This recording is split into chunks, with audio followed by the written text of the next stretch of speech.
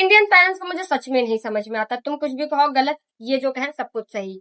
12th के बाद मुझे फैशन डिजाइनिंग कंटिन्यू करनी थी क्योंकि ये मेरा चाइल्डहुड ड्रीम था।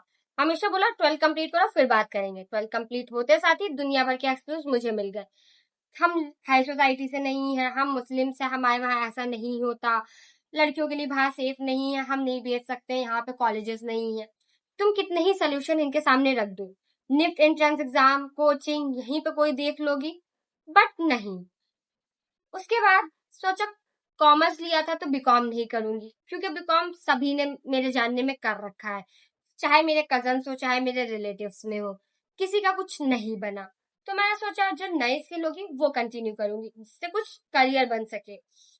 फिर polytechnic entrance exam computer science के लिए दिया, सिलेक्शन हो गया था बट लखनऊ में नहीं क्योंकि मैरिड हाई था।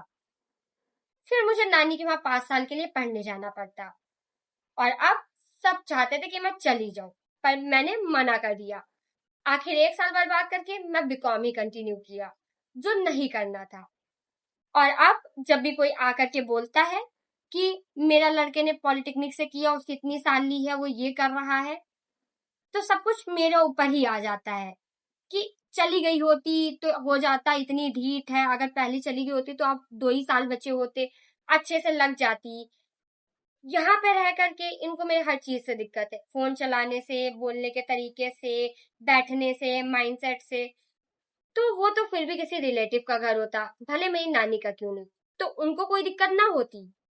मतलब इनके हिसाब से हो तो ठीक है, मुझे चले जाना चाहिए था, बट मेरे ड्रीम्स के लिए कुछ भी सेफ ही नहीं था।